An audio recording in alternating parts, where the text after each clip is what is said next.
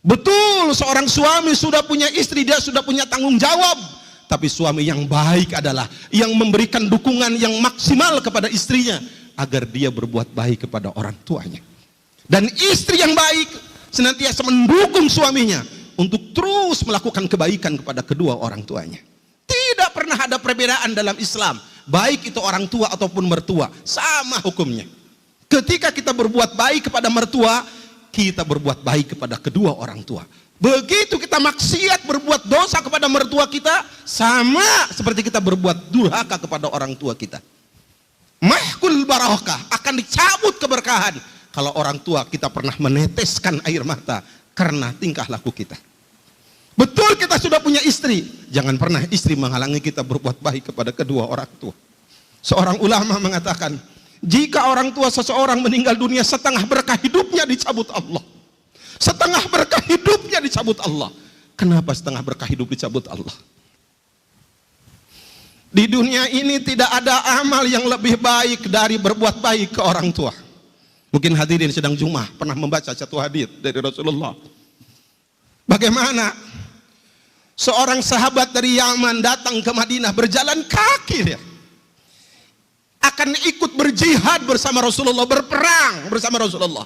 Rasulullah mengatakan, kamu punya dua orang tua, punya, pulang kamu, pulang, berbuat baiklah kepada kedua orang tua kamu. Jihad, berperang, mati syahid, itu di bawah kita berbuat baik kepada kedua orang tua kita. Kita punya harta, kadang-kadang orang tua kita lemah dalam ekonomi. Kita bisa anak kita sekolahkan tinggi-tinggi, tapi orang tua kita kekurangan. Anak yang soleh adalah anak yang senantiasa memperhatikan orang tua. Lebihkan perhatian kita kepada orang tua kita. Berikan perhatian maksimal kita kepada orang tua kita. Hidup kita akan berkah di dunia ini. Makanya kita harus sedih kalau ada anak SMA, anak SMP yang melawan orang tuanya. Negara bangsa kita tidak akan pernah berkah kalau ada anak yang durhaka kepada orang tuanya. Saya pernah ceramah di salah satu SMA dan saya tanyakan pada seluruh anak SMA yang hadir saat itu, siapa di antara Ananda yang belum pernah berbohong kepada orang tua?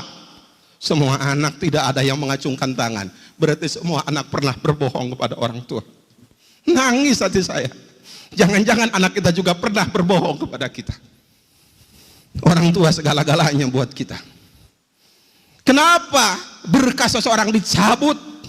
Setengahnya kata seorang ulama, ketika orang tuanya meninggal dunia, tidak ada orang yang tiap hari mendoakan anak dengan ikhlas selain orang tua. Tidak ada orang yang simpati kepada anak tiap hari selain orang tua. Tidak ada orang yang simpati kepada anak selain orang tua. Anak sakit, orang tua tambah sakit. Anak sedih, orang tua tambah sedih. Anak sukses, orang tua kadang-kadang tidak bisa menikmati kesuksesan anak. Dia hantarkan anak sampai sukses kuliah.